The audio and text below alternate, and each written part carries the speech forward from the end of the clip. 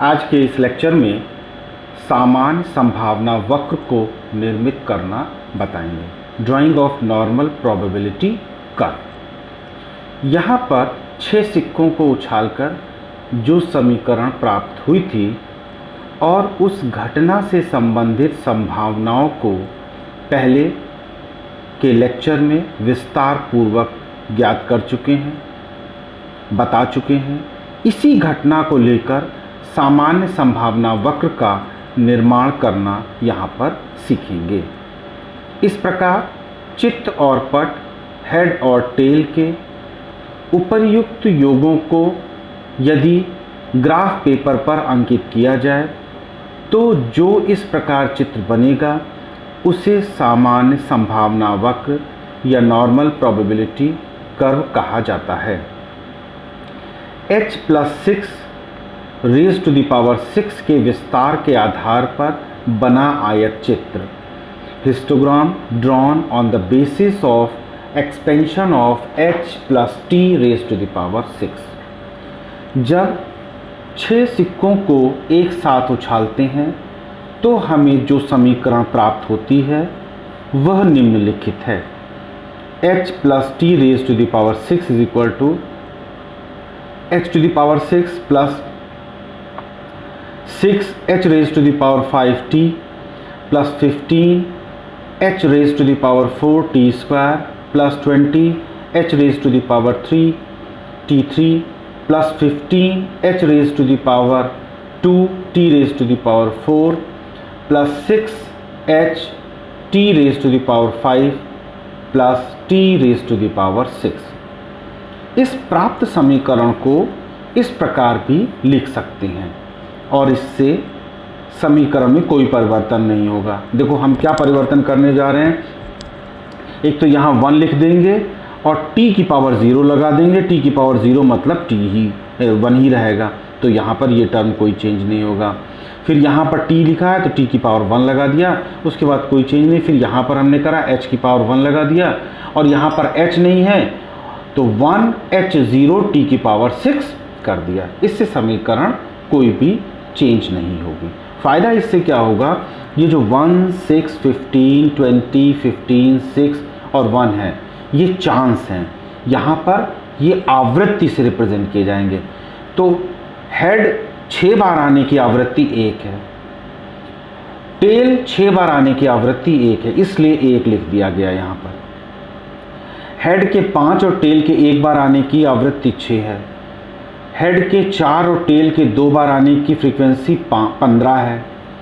Head के 3 और tell के 3 आने की आवृत्ति 20 है। हेड के 2 और टेल के 4 आने की आवृत्ति 15 है। हेड का 1 और टेल के 5 आने की आवृत्ति या 5 बार आने की आवृत्ति 6 है। जब 6 सिक्कों को एक साथ उछालते हैं तो ये इलेबोरेट किया। उपरोक्त समीकरण के 7 पदों को, 7 पद कौन कौन से हैं, h6, 6h5t, 15h4t square, 20h3 t cube, 15h square t की पावर 4, 6h t की पावर 5 और t की पावर 6। इन 7 पदों को x अक्ष पर प्रदर्शित करते हैं, दर्शाते हैं, तथा वह एक पद कितनी आवृत्ति से दिखाई देता है। इसका मतलब क्या हुआ, 6h5t में 64 चांस में 6 बार 5 चित्त एवं 1 पट गिरेगा, अर्थात 5 चित्त एवं 1 पट गिरने की आवृत्ति 6 बार होगी। इन आवृत्तियों को y अक्ष पर दर्शाते हैं। यहाँ पर x अक्ष पर 2 सेंटीमीटर के बराबर चौड़ाई के 7 आयतों का निर्माण किया जाएगा या करते हैं, एवं y अक्ष पर 1 सेंटीमीटर के बराबर एक आवृत्ति को दर्शाया गया है। ये हमने पैमाना मान लिया, तो इस तरह से हम ग्राफ पेपर पर भी बना सकते हैं, जिसको चित्र के माध्यम से यहाँ पर प्रदर्शित किया गया है। इसको ग्राफ पेपर पर बनाकर भी प्रदर्शित कर सकते हैं। अब देखिए यहाँ पर हमने x एक्सिस लिया और देखो 1, 2, 3, 4, 5, 6, 7 आयत हैं। ये देखो यहाँ पर चांस हमने लिख दिया है। ये h6 का चांस है, H5T1 का चांस है, H4T2 के लिए है, H3T3 के लिए है, H2T4 के लिए है, H1T5 के लिए है और H0T6 के लिए है। तो प्रयासों का विवरण यहाँ पर एक्स एक्सिस पर है। ये हो गया सामान्य संभावना वक्र और सरल आवृत्ति बहुभुज। और देखो ये वाई अक्ष है, एक्सिस है। यहाँ पर देखो आवृत्तियाँ हैं, ये एक एक सेंटीमीटर पर 1 2 3 4, क्योंकि अधिकतम 20 है तो मैंने 21 तक बना लिया है। ये हमने आवृत्तियाँ प्लॉट कर दी हैं। अब यहाँ पर देखो H6T0 की आवृत्ति कितनी, एक बार, तो एक हिस्टोग्राम बना दिया।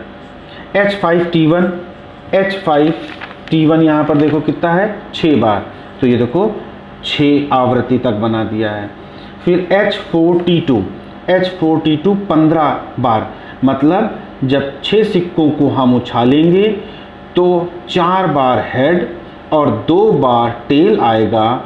ये प्रक्रिया 15 बार होगी, अर्थात इस कार्यक्रम की आवृत्ति जो है 15 बार होगी। तो कहाँ तक हमने ले गए, 15 तक ले गए। इसी तरह से H3T3 अर्थात हेड के 3 और टेल के 3 बार आने की आवृत्ति 20 बार होगी, तो 20 बार ले गए।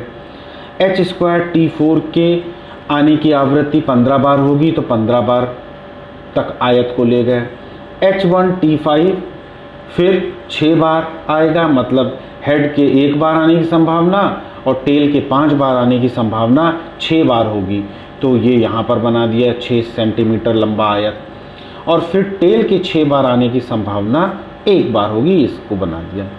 अब हमने आयत के मध्य बिंदु को ले लिया है और इन सब मध्य बिंदुओं को लेने के पश्चात स्मूथ हाथ से और ब्रोकन लाइन से डॉट डॉट डॉट डॉट करके बना दिया। तो देखिए बीच से अगर हम इसको डिवाइड कर दें तो जैसा बाईं तरफ है वैसा ही दाईं तरफ यूनिफॉर्म बन गया। ये हमारा नॉर्मल प्रोबेबिलिटी कर्व बना। अब यहाँ पर आपको मैं बता दूं, इसीलिए प्रोबेबिलिटी बताना पहले ज़रूरी था, जिससे कि क्लियर हो सके कि क्या प्रोबेबिलिटी है, कि प्रोबेबिलिटी या संभावना क्या होती है और उससे कैसे नॉर्मल प्रोबेबिलिटी कर्व बनाया जाता है या प्राप्त किया जाता है। तो ये एक उदाहरण का, ये कौन सा उदाहरण है जिसमें 6 सिक्के हमने लिए हैं और उनको उछाला जाता है। तो हेड और टेल जो आ रहे हैं वो 64 उनके चांसेस हैं, उसको हमने यहाँ पर दर्शाया है आयत चित्र के माध्यम से, और इस प्रकार हमने नॉर्मल प्रोबेबिलिटी कर्व प्राप्त किया है। आयत चित्र के मध्य बिंदुओं को मिलाने पर एक सीधी वक्र रेखा स्मूथ कर्व बन जाता है। इस सरल आवृत्ति बहुभुज स्मूथ फ्रीक्वेंसी पॉलीगन के मध्य बिंदु के दोनों तरफ का क्षेत्रफल बराबर होगा तथा उनकी आकृति भी एक जैसी होगी। इस प्रकार बने वक्र को सामान्य वक्र या सामान्य संभावना वक्र नॉर्मल प्रोबेबिलिटी कर्व कहा जाता है। तो इस प्रकार हम अपने 7वें लेक्चर में ये क्लियर कर पाए, बता पाए कि ये नॉर्मल प्रोबेबिलिटी कर्व कैसे बना और क्या है। यहाँ पर देखिए एक नॉर्मल प्रोबेबिलिटी कर्व और बना दिया है, इसको आगे भी विशेषताओं में वो सब एक्सप्लेन करेंगे। ये इसका मिड पॉइंट है, -1 सिग्मा, ये स्टैंडर्ड डेविएशन है, -2 सिग्मा, -3 सिग्मा, इसके दाईं तरफ +1 सिग्मा, +2 सिग्मा, +3 सिग्मा। और ये इसका एरिया है कि इस एरिया में कितने जो चांस से कवर किए जाएंगे, वो 68.26% है। 2 सिग्मा और -2 सिग्मा के बीच 95% केसेस होते हैं और 3 सिग्मा और -3 सिग्मा के बीच 99.72% केसेस होते हैं। तो ये सामान्य संभावना वक्र क्षेत्रफल है, area under normal probability curve है। So this is all about normal probability curve. Please subscribe the channel, press the bell icon and like the videos.